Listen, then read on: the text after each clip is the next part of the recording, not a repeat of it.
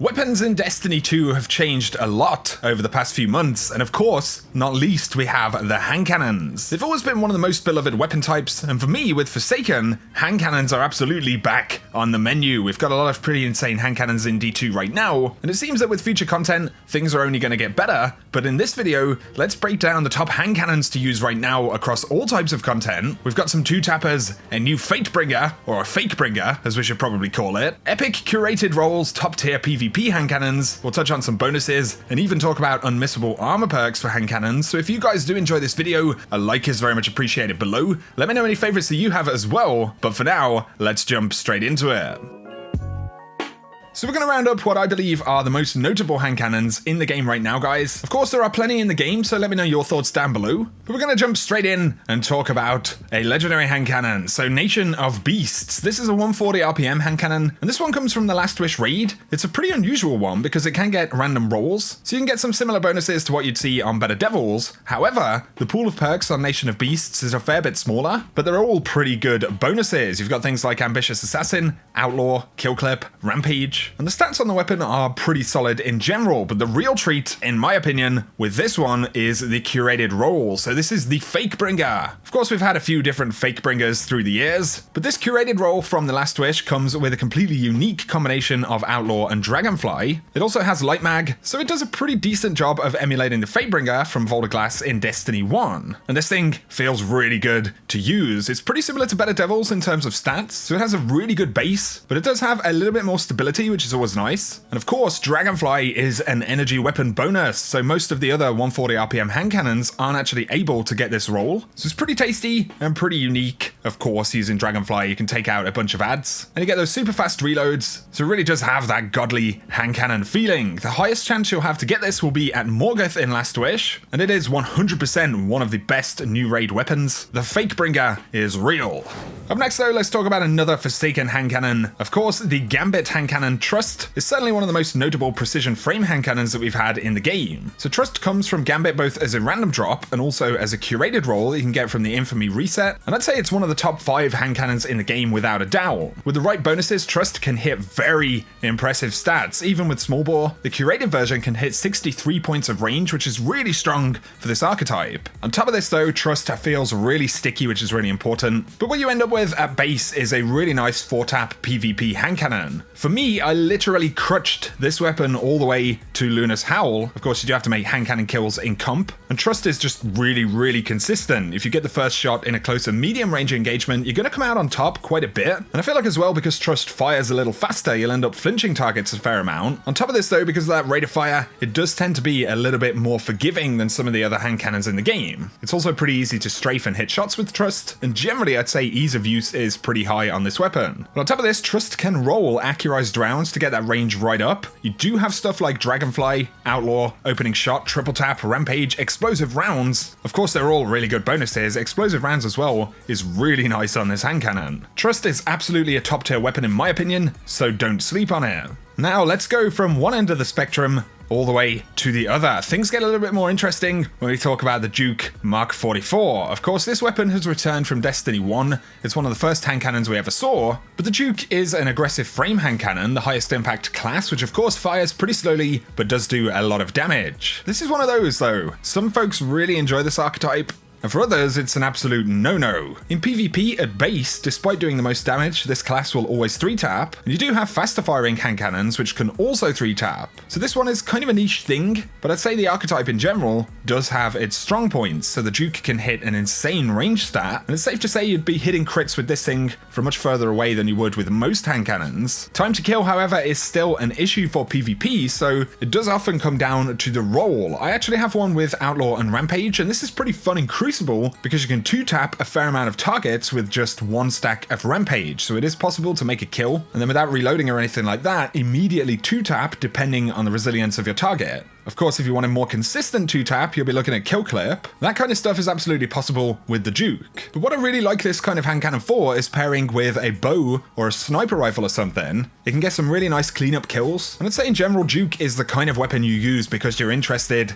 in its capabilities in the sandbox and creating slightly different playstyles. So if you're that kind of player, you'll probably have a bit of fun with the Duke. Of course though, if you want the meta, you're probably going to want to look elsewhere. We'll speak more about the meta in just a moment, but let's talk about another really nice hand cannon. We're gonna have to go back to year 1 for this one though. It's the Midnight Coup, so of course the original D2 raid hand cannon, and to me Midnight Coup remains to be about the best of the 150 or lightweight hand cannons in the game, and a big component of this weapon would be the role that it has. So it comes with Rampage or Ambitious Assassin, and then Outlaw, and that Outlaw Rampage combo in particular is of course pretty filthy. Midnight Coup has great stats, and importantly it feels really good to use. Primarily in PvE, this is one of the top hand cannons that you can use in the game, and it's proven by the number of folks who still use this weapon daily. You'll even find that many of the top tier players in the game are using this weapon consistently inside of year 2. So if you're new to Destiny 2 or Forsaken, I 100% recommend that you try and run a Leviathan raid. Even keep your eye open on Benedict, the Leviathan raid vendor in the tower, who features different items weekly. Midnight Coup is absolutely awesome. I do, however, want to touch on lightweight hand cannons in PvP. They're in a pretty strange spot because they can indeed 3-tap, which is great considering they fire even faster than things like Better Devils. And you do have those really solid examples like Midnight Coup or Dire Promise. But in PvP, they just don't seem to stand out as well as they used to, and I'm referring specifically to consoles right now. It's probably got a lot to do with what's going on at different ranges, especially in PvP, where you've got very potent weapons like Luna's Howl, shotguns, and Telesto,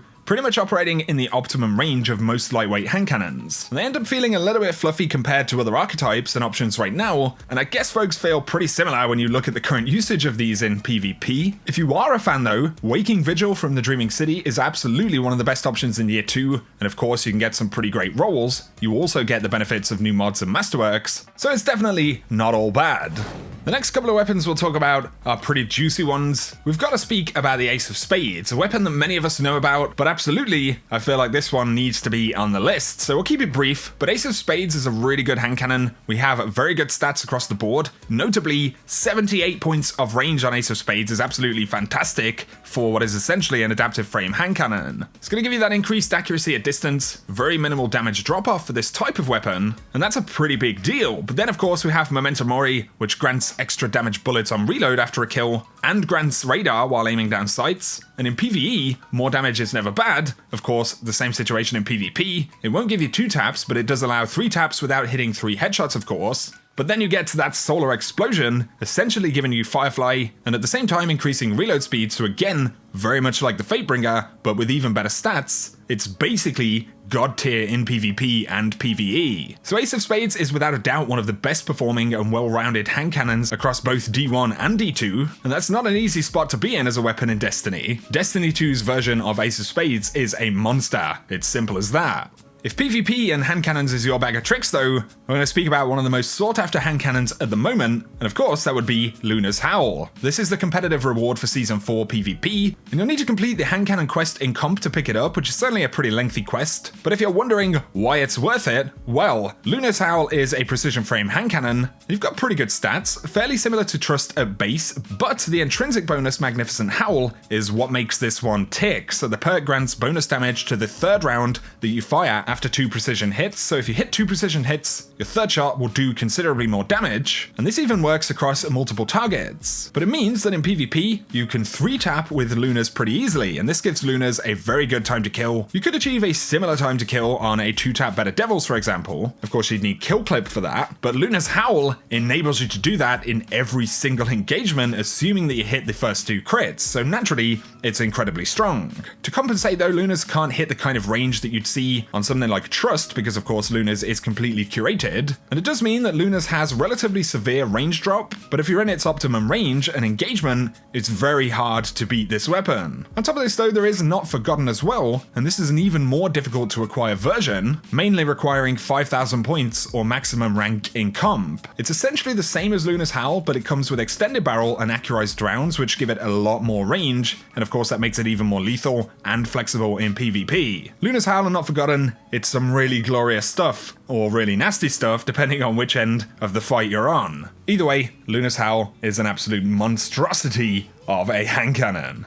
And of course, I meant that in a good way. But we can't skip out on the premier legendary adaptive hand cannon. We've got the Better Devils. So it's in that sweet 140 RPM class, about as close as you get to our old favorites like Ice Luna or the Fatebringer archetype in general. Better Devils continues to be just about the best 140 hand cannon that also features random rolls. So the Devils is a weapon that feels really good to use, and at base it has consistently good stats across all fronts. And that means that you can go for a god roll PvP or PvE weapon. With accurized rounds and rangefinder, you'll get about the best range possible in this class on a legendary, which is really nice for PvP. You could look for flared magwell or a pendant mag for PvE, and then you've got loads of great bonuses: outlaw, rangefinder, triple tap, moving target, opening shot, kill clip, explosive payload, just to name a few. So it's pretty much simple as Better Devils is a right beast. You can also get the 10 paces in Forsaken. It's in the same archetype. You can't get kill clip, outlaw, rangefinder, or explosive rounds on this one, which is certainly a shame. And for me, 10 paces doesn't feel as good to use in general as the Better Devils, but it is another option, and it's possible you could pick up a pretty nice roll of it.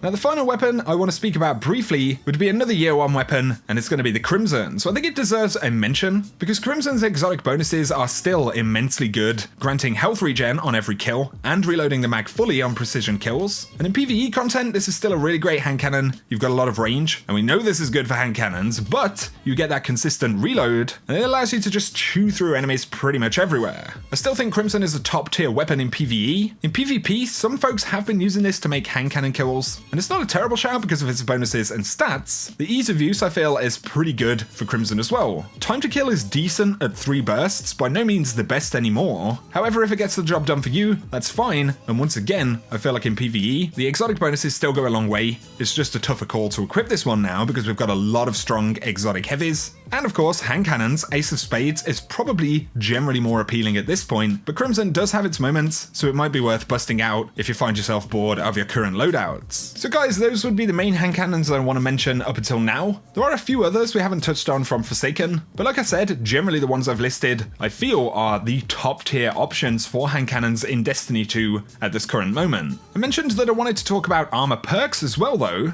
because of course we have a bunch of perks which affect weapons now, and these can be pretty noticeable on hand cannons. So on helmets, you can get improved target acquisition for weapons. When it comes to Dreaming City helmets, from the raid or Dreaming City in general, you can actually get enhanced hand cannon targeting. So it greatly improves target acquisition, giving you more aim assist, which is especially good on the consoles. Hand cannon loadout is also just a generally fantastic bonus. Of course, you can get these bonuses for any type of weapon, but on chest pieces, you can get the unflinching bonuses, and I really like these. So I've got unflinching hand cannon aim, and when you pair that with a targeting bonus on the helmet, it's really, really good across all types of content, but especially in PvP, it does give you a few different stat improvements across the board. Of course, there are the dexterity bonuses as well, which give you faster ready and stow speed for various weapons, and you can get these on boots. And it definitely wouldn't hurt you to have a hand cannon bonus there, but especially as you get into more top tier content, I found that running Trust and then having these armor bonuses inside of comp to get Luna's Howl, for example, were really, really beneficial. So just a quick shout, regardless of the weapon type you're using, definitely look out for some of these bonuses. But guys, that is going to summarize the video for today. Let me know down below any weapons that I've missed that you feel should be on this list, any awesome rolls that you've been using. Purpose of this video is to highlight some of the key performers in the game, but of course isn't here to tell you what to use. People play in different ways, people have different preferences, so let us know yours in the comment section. But if you've enjoyed the video guys, a rating is super appreciated. If you're new to the channel, be sure to hit subscribe to see a lot more D2 content. You can also turn on notifications so you don't miss out on anything. Check out my sponsor over at Now Drinks, who do some really awesome drinks designed for gamers. Now Sense improves focus and memory, but instead of being full of sugar and caffeine and all that kind of stuff, is made with all natural ingredients, L-theanine, lemon balm, and is generally the healthier option. You can save 10% over at Now Drinks using code Houndish, and I'll put the link down below if you want to check it out. But as always guys, thank you so much for tuning in.